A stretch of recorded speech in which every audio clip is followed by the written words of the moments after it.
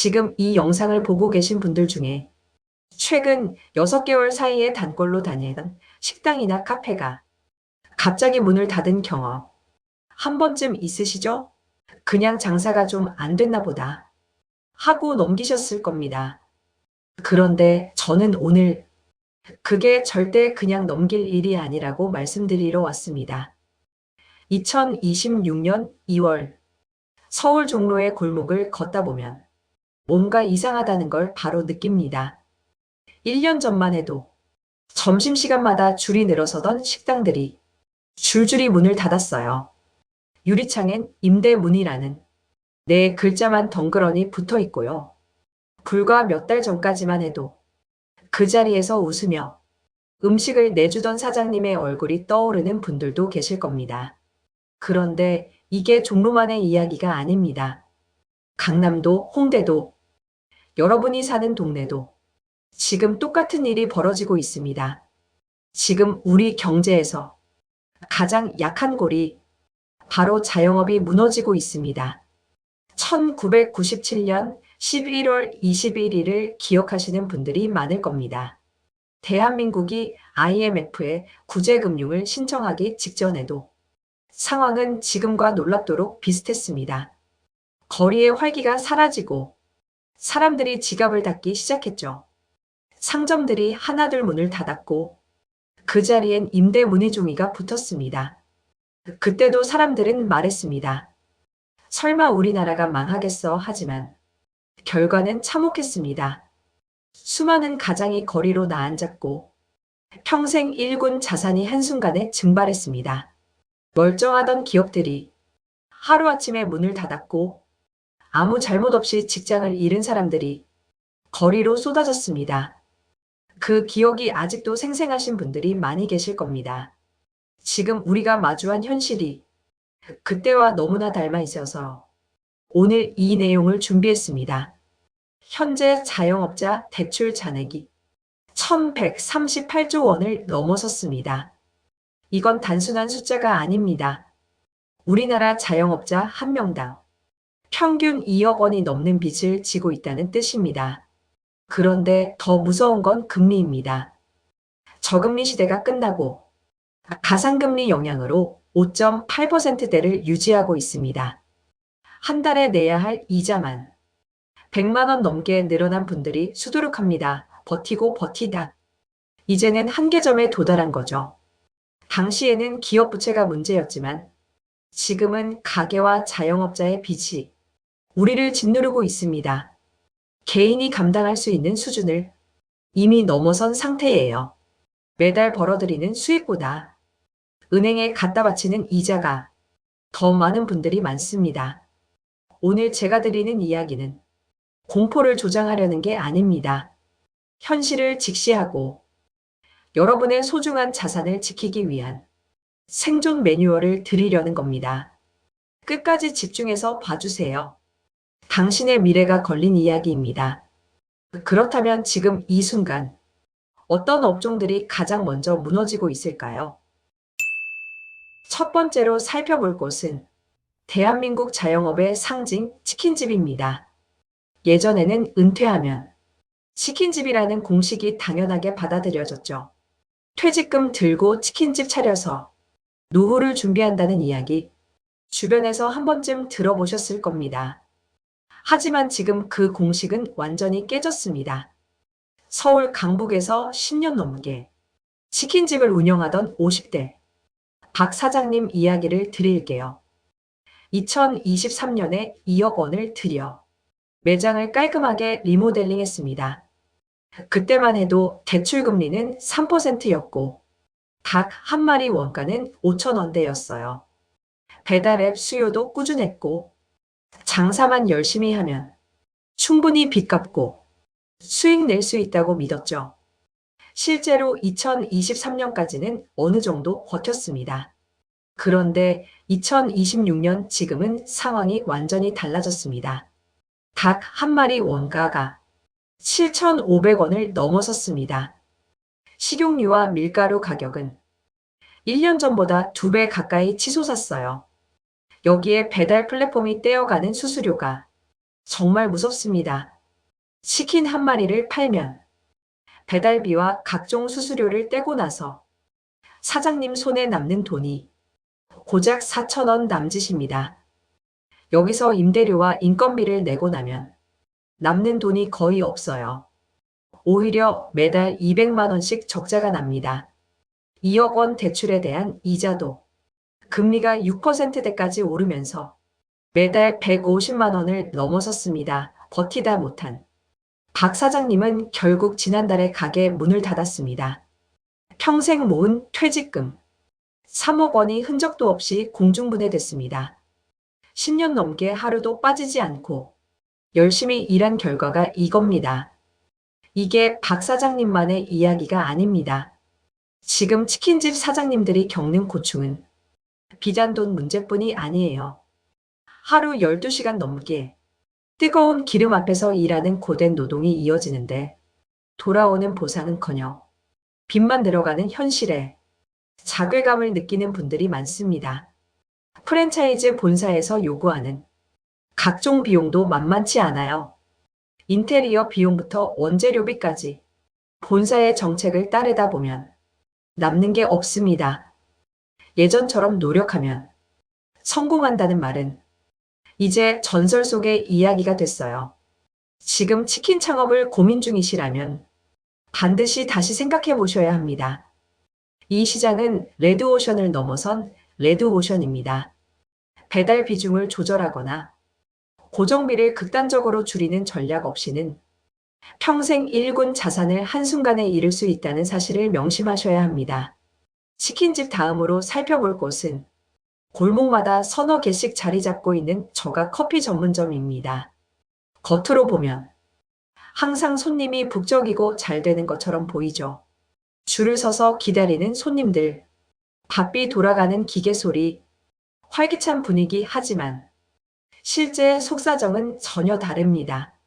손님이 많아 보인다는 것과 돈을 번다는 것은 완전히 다른 이야기거든요. 2,500원짜리 커피 한 잔 팔아서 임대료를 내려면 하루에 최소 200잔을 팔아야 겨우 본전입니다. 그런데 최근 원두 가격이 30%나 올랐습니다. 우유와 설탕 가격도 줄줄이 인상됐어요. 여기에 전기료까지 오르면서 에어컨 켜는 것조차 무섭다고 하시는 분들이 많습니다. 컵과 빨대 같은 소모품 비용도 만만치 않아요. 2,500원짜리 커피 한 잔의 실제 원가를 따지고 보면 남는 게 거의 없는 구조입니다. 40대 이 사장님은 인건비를 아끼려고 하루 12시간씩 혼자 일했습니다.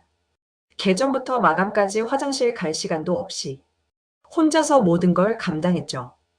그렇게 1년을 버텼지만 결국 건강만 잃고 폐업을 결정하셨습니다. 몸이 먼저 한계에 다다른 겁니다. 박리담의 구조는 매출이 조금만 줄어도 바로 적자로 이어집니다. 비 오는 날 하루 매출이 반토막 나면 그달 임대료를 걱정해야 하는 구조예요. 손님이 많아 보여도 사실은 팔면 팔수록 더 힘들어지는 함정 속에 갇혀 있는 겁니다. 커피 전문점 다음으로 위험한 업종은 편의점입니다. 본사에 지원이 있으니 안전할 거라는 생각, 지금은 굉장히 위험한 착각입니다. 한 건물에 편의점이 2개씩 있을 정도로 이미 과포화 상태거든요. 서로의 매출을 깎아먹으며 버티는 형국입니다. 길 건너편에 같은 브랜드 편의점이 생긴 순간 매출은 바로 30%씩 빠집니다. 게다가 최저임금이 1만 30원으로 오르면서 인건비 부담이 극에 달했습니다. 야간 아르바이트생 한 명을 쓰면 사장님이 하루 종일 일해서 버는 것보다 아르바이트생이 더 많이 가져가는 상황이 벌어집니다. 365일 쉬지 못하고 일해도 손에 쥐는 돈은 200만 원이 안 됩니다. 명절도 없고 주말도 없고 아파도 쉬지 못합니다. 본사 임대료와 수수료를 제외하면 남는 것이 거의 없기 때문이죠. 편의점은 이제 수익 사업이 아니라 노동 직약적 생존 사업이 되어버린 겁니다. 이 외에도 우리 주변 곳곳에서 위기 신호가 들어오고 있습니다. 노래방과 유흥시설은 회식 문화가 사라지고 전기료 폭탄까지 맞으면서 줄폐업 중입니다. 예전처럼 밤늦게까지 이어지던 2차역, 3차 문화가 완전히 바뀌었습니다. 회사 회식 자체가 줄었고 젊은 세대는 술자리보다 다른 여가를 선택합니다. 화려한 조명과 기계를 유지하는 비용이 예전보다 50%나 늘었는데 손님은 반으로 줄었습니다. 권리금을 포기하고 가게를 비워주는 사례가 빈번하게 발생하고 있어요. 들어올 사람이 없어서 보증금조차 돌려받지 못하는 분들이 수두룩합니다. 동네 미용실도 마찬가지입니다. 대형 프랜차이즈 미용실 사이에 끼어 소규모 미용실들이 말 그대로 고사하고 있어요. 파마 약값과 수건 세탁비 같은 부대 비용은 계속 오르는데 동네 단골 손님들 눈치 보느라 가격은 도저히 올릴 수가 없습니다. 40대 김 원장님은 월세 200만 원을 못 내서 결국 집을 담보로 대출을 받았습니다. 하지만 손님은 예전의 절반으로 줄었어요. 집에서 직접 염색하거나 유튜브 보고 머리를 관리하는 사람들이 늘어난 탓도 큽니다. 기술만 있으면 평생 먹고 산다는 말은 이제 정말 옛말이 됐습니다. PC방은 그야말로 끊임없는 장비 싸움이 벌어지는 곳입니다. 2년마다 수천만 원을 들여 컴퓨터 사양을 업그레이드 해야 합니다. 그런데 지금 그래픽카드 하나 가격이 100만 원을 훌쩍 넘어요. 100대를 교체하려면 1억 원이라는 거금이 듭니다. 여기에 청소년 인구는 계속 줄어들고 있고 집마다 고사양 컴퓨터가 보급됐습니다. 한 달 전기료만 300만 원이 넘게 나오는 곳이 수두룩한데 장비를 새로 바꿔도 손님이 오지 않으니 빚만 쌓이는 악순환이 반복됩니다. 학원과 공부방은 저출산의 직격탄을 가장 먼저 맞은 업종입니다. 아이들이 없으니 학원이 정상적으로 운영될 리가 없어요. 강남의 대형 학원들은 그나마 버티지만 동네 소규모 학원들은 매달 원생이 줄어들고 있습니다. 임대료와 강사료를 감당하지 못하는 상황이 속출하고 있어요. 결국 원장님이 직접 차량 운행까지 하며 버티지만 한계에 부딪히고 있습니다. 2025년 한 해 동안 전국에서 3,590개의 학원이 문을 닫았습니다. 이건 단순히 일자리가 사라지는 것을 넘어 지역 사회의 기초교육 인프라가 무너지고 있다는 증거입니다. 온라인 쇼핑의 공세로 직격탄을 맞은 곳도 있습니다. 바로 동네 의류 매장들이에요. 이제는 사람들이 매장에 와서 옷을 입어만 보고 구매는 인터넷으로 합니다. 소위 쇼룸 현상이라고 부르는 이 흐름이 심화되면서 오프라인 매장은 설 자리를 잃었습니다. 사장님은 하루 종일 매장을 지켜도 옷 한 벌 팔기가 힘든 날이 많고 재고는 쌓여만 가는데 신상품을 들여올 돈은 없는 악순환에 빠져 있습니다. 헬스장과 필라테스 센터도 마찬가지입니다. 한때 건강 열풍으로 우후죽순 생겨났지만 지금은 PT 한 번에 7만 원 하는 비용을 감당할 수 있는 사람이 줄었습니다. 회원권 할인 전쟁을 벌이다 보니 운영비조차 안 나오는 곳이 수두룩해요. 무리하게 확장을 하던 센터들이 야반도주하는 사례가 빈번합니다.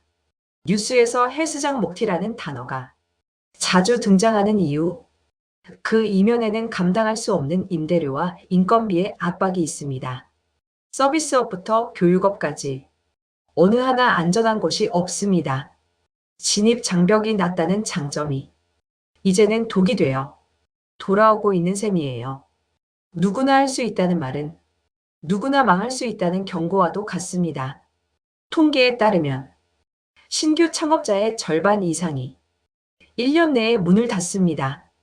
남은 절반조차 적자를 면치 못하는 경우가 허다합니다. 우리가 목격하는 이 현상은 일시적인 유행이 아닙니다. 소비자들의 습관이 변했고 인구 절벽이라는 현실이 눈앞에 왔습니다.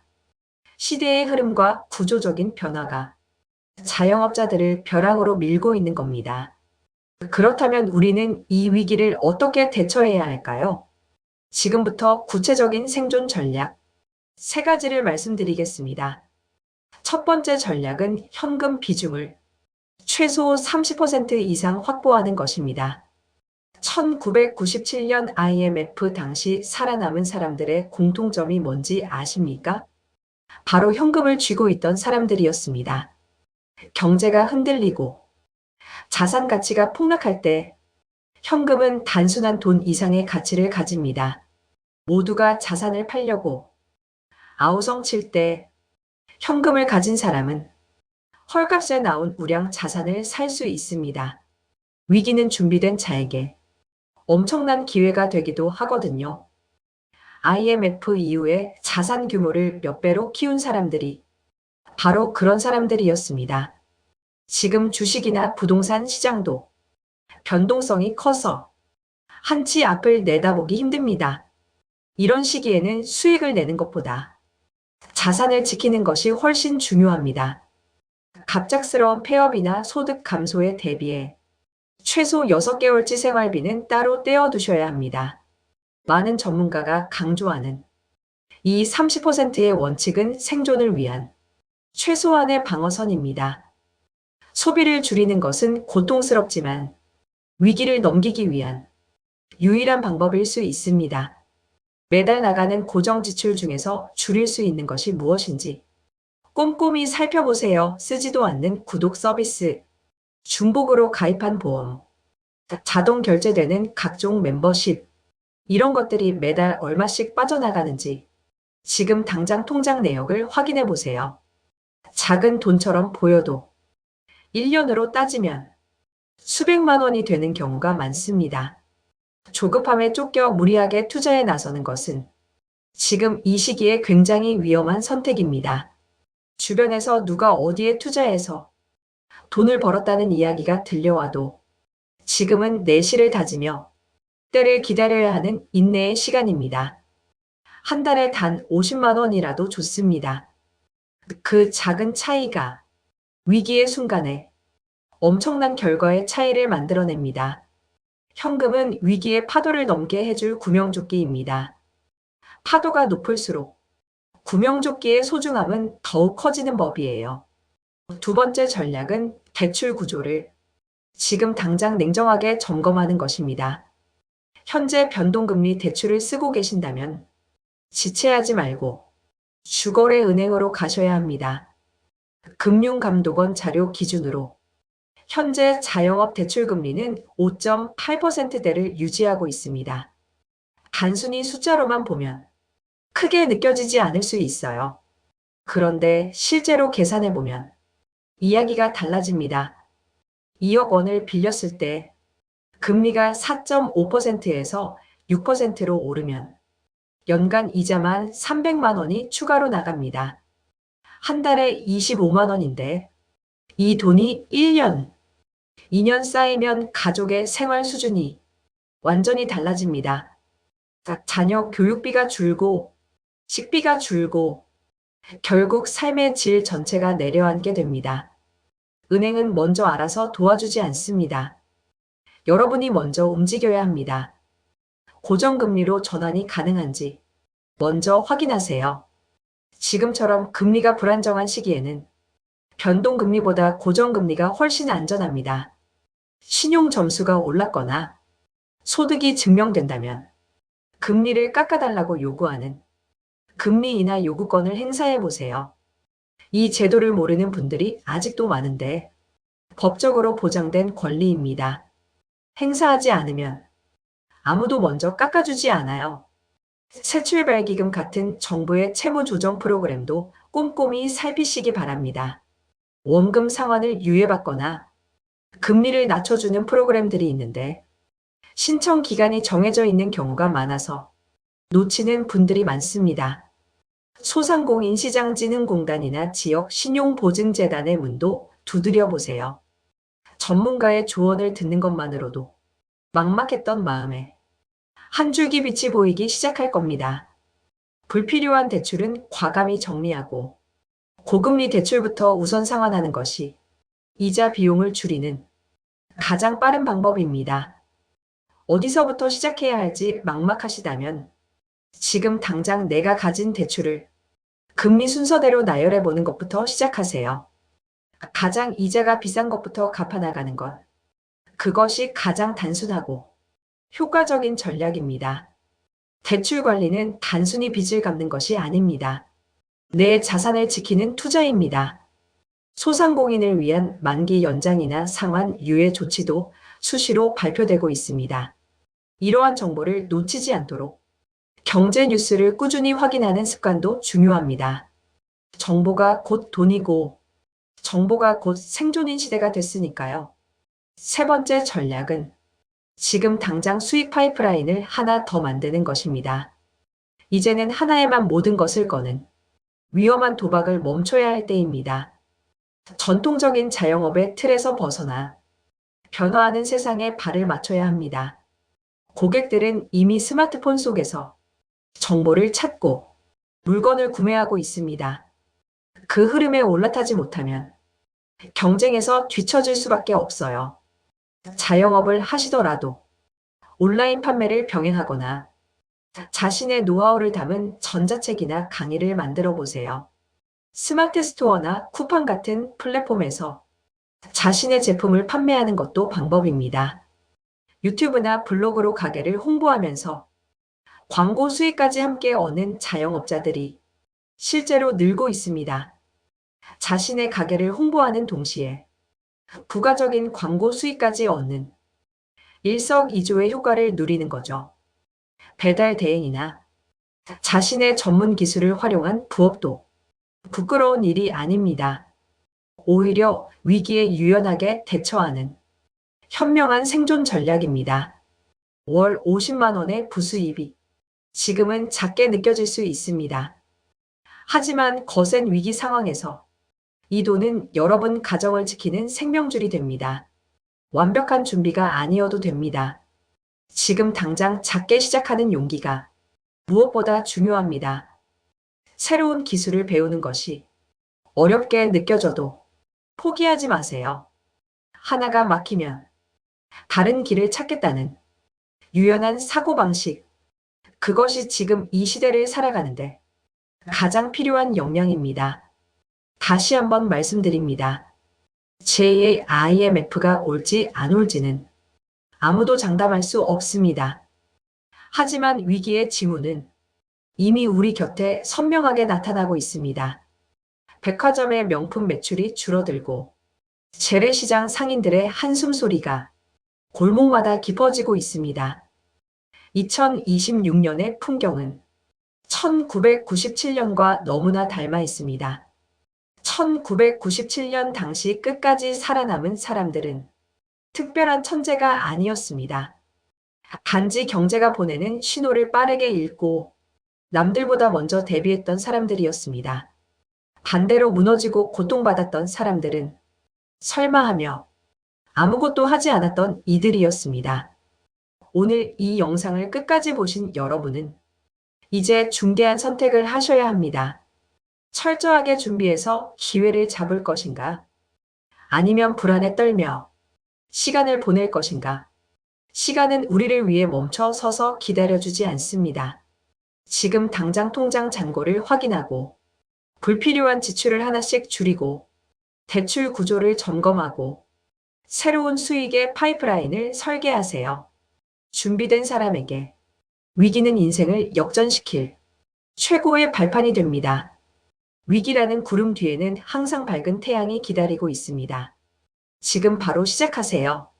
늦었다고 생각하는 이 순간이 사실은 가장 빠른 시작의 시간입니다. 끝까지 함께 해주셔서 진심으로 감사합니다.